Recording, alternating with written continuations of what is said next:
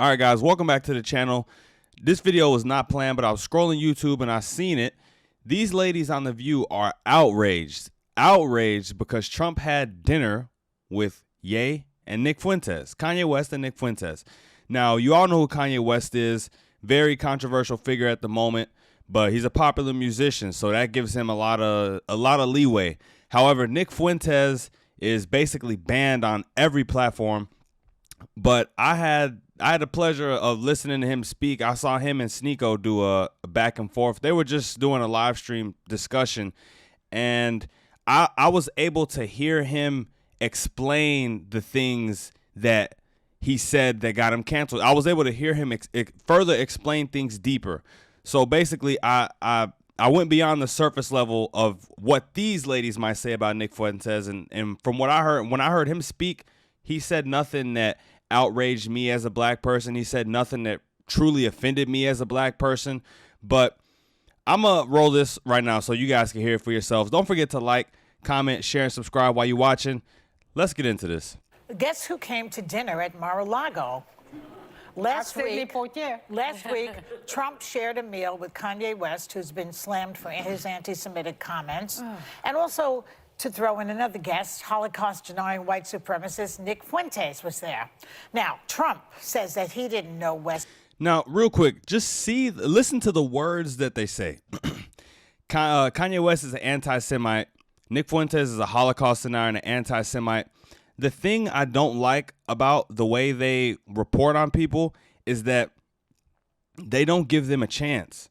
There's no chance. Kanye West and Nick Fuentes are whatever these ladies up here on the screen say they are. And right then and there, people will turn off their ears. They won't listen to them or even give them the chance or the time of day for them to even explain anything that they say, any of their positions. They're immediately canceled. They're immediately canceled because The View canceled them. Was bringing Fuentes, and he had no idea who he was. But he knows that Kanye has been making anti-Semitic comments. So why did he even get an invite, this other guy? I think Alyssa knows this better, but he has Secret Service protection at all times because he's a former president of the United States. So there's no way that someone walked into Mar-a-Lago to have dinner with the former twice impeached disgraced president and he didn't know who they were. So that's a lie. Well, he's a liar. I think he lies about everything. why he was there. And I think the problem with it is when you provide that kind of access to white supremacists, which is what these two are at this point. Yeah. Because Kanye's also wearing things that say white lives matter. I mean, he's mental problems or not, he is exhibiting anti-Semitic behavior, bigotry, racism, and so has Nick Fuentes. So I don't think there's an excuse. So I'm curious, you guys. Is it bigotry when she calls white women roaches, when she condemns half of the country for being Republican or conservative? Is that bigotry? And that's the thing that really upsets me, is that they don't see what like hypocrites they are. They don't see how they do the things that they get mad at other people for doing. But it's cool when they do it, but not when other people do it. Not when we do it. Excuse for this, and I would love to hear more Republicans come out and basically just say this is wrong, and this is yet another reason why this man should never be allowed to be in a position of power, not even a crossing guard, like nothing. Sonny, you said how he's lying, and they right away tried to spin it, that he didn't know who he was. But I read a tweet by a Republican commentator, Ben Shapiro, who wrote, "A good way to not accidentally dine with a vile racist and anti-Semite you don't know is not to dine with a vile racist and anti-Semite you do know." Yeah. So I do agree that there's no way he didn't know. So Ben Shapiro basically said you shouldn't have dined with Kanye. Because Trump knows Kanye. Trump's already been to Kanye's already visited the White House. So he's saying that Ben Shapiro basically told Trump that you shouldn't have never had Kanye over, and then Nick Fuentes wouldn't have came over. But it's no surprise Ben Shapiro is triggered by this or doesn't like the fact that Trump had dinner with them, because Ben Shapiro's Jewish, and, Kanye said what he said, and Nick Fuentes is right in that same camp of an anti-Semite. So we just lump them both together. That's fine. Who was coming, but it also shows you that Trump is for anyone who's for him. So a lot of the conversation at that dinner was a lot of flattery, obviously, and he was really impressed. I love your hair, Mr. Trump. Well, he was really impressed that Nick. How do they know what the conversation at the dinner table was? Is there an audio of it or something? Fuentes was so read in, which would have been a red flag for most people that aren't Trump.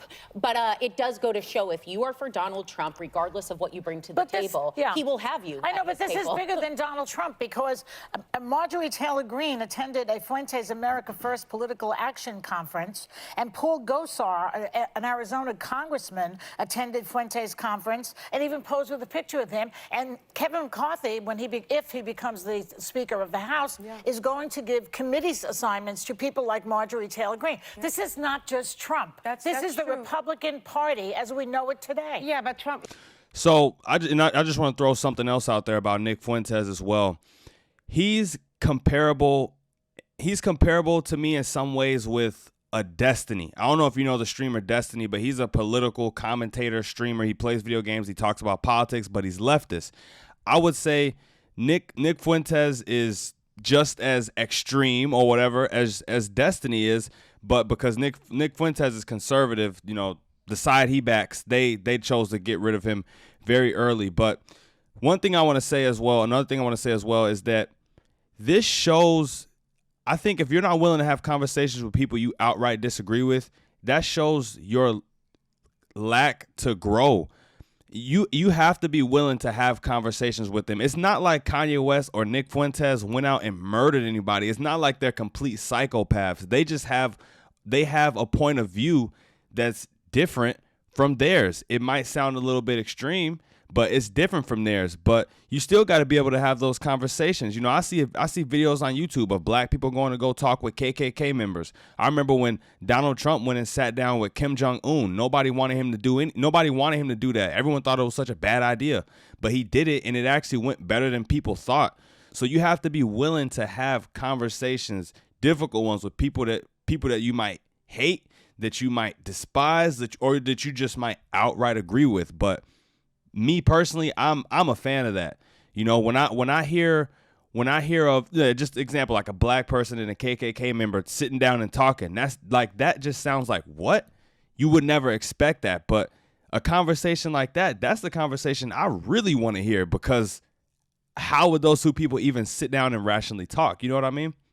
Listen, Trump changed the dynamic. Trump enabled it. Trump empowered it. Trump legitimized it. Trump brought it to the bully pulpit. What this is, though, is par for the course when it comes to Donald Trump, okay? So let me just go down memory lane. 1973, the U.S. Department of Justice under the Nixon administration sued the Trump Management Corporation for racism. In 1989. All right, so she's talking about some older stuff. I need all my older audience to tap in right here and, you know, leave some comments on these events that she's name dropping, because 1973, I wasn't even alive. In 1989, he called for the death penalty for the Central Park Five. In 2011, he played a huge role in promoting the birther theory. In 2015, he launched his campaign by calling Mexican immigrants rapists and saying they were bringing crime. He didn't. I don't even got to get into it. You guys know what I'm going to say. 2016, he called Judge Curiel just a Mexican, a hater, a Hispanic, because he wasn't judging for him. And just last month, he called Elaine Chao Coco Chao. So let me just say this again. Es un racista. Donald Trump is a racist. He's been a racist his entire freaking life, and he's not going to change. And if you vote for him, I'm not going to call you a racist, but I'm going to tell you you've enabled a racist. Okay. And you have done this to this country. Go ahead. I just want to stop 1 second and imagine if someone got on TV and was able to name every single bad thing you did and just put it on the air for everyone to judge. Everyone would, if that happened to everyone, we would all see each other's dirty laundry, and nobody would like each other.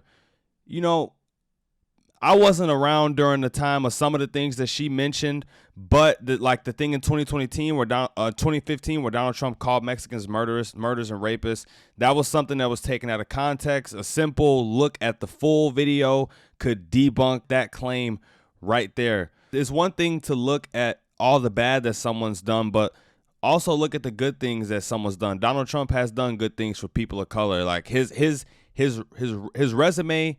His full resume does not just show an outright racist person his whole life. And that's what they're up here saying that he is, which is defamation, is slander. But, you know, when you one of the most hated men, when you one of the most hated and loved men in the world, what can you expect? Just there's absolutely no excuse for these people that he's associating with. I don't even want to promote this Nick Fuentes character. He's not just an anti-Semite, he's a neo-Nazi. This is somebody who's beyond the pale in the dangers of what they espouse.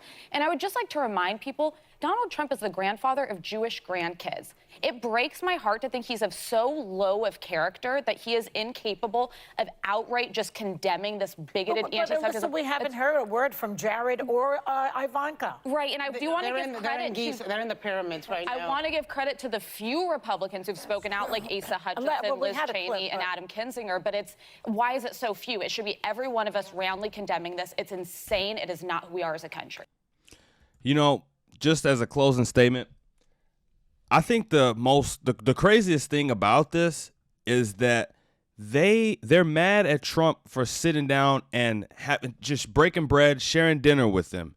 They're mad at Republicans because Republicans aren't condemning the fact that he sat down and ate dinner with someone who's already his friend, and then a plus one, someone that he brought to the dinner table. But Nick Fuentes, he's not just a plus one. Nick Fuentes is very smart. He's a very bright kid, you know, regardless of his views that you may like or not like. I heard him talk. I've seen what he has to say, and everything he says, he could back it up and he can explain it. He's not an easy person to push over intellectually. And I know that if Nick Fuentes was on this show with these ladies on The View or on a lot of these news stations, he would be having a field day running over them in an intellectual debate format. But I just want to say as well to close out that you have to be willing to have conversations with people that you disagree with, at the very least. I don't know how Trump feels about Kanye and Nick Fuentes, but he knows that they're controversial, and at least he brought them to the dinner table to talk because he's controversial. Trump has been through the ringer with being canceled. He's been impeached. You know, Nick Fuentes and Kanye might be canceled, but Trump was impeached, so he knows all about it. I'm not mad at it. I don't understand why people would be so outraged about it. But if you hate Trump, you hate Nick Fuentes, and you hate Kanye West, it does make sense why you would be mad about it, I guess. But that's it for the video, you guys. Don't forget to like, comment, share, and subscribe on your way out the door. Let me know what you thought about this. Until next time, I'm out. Peace.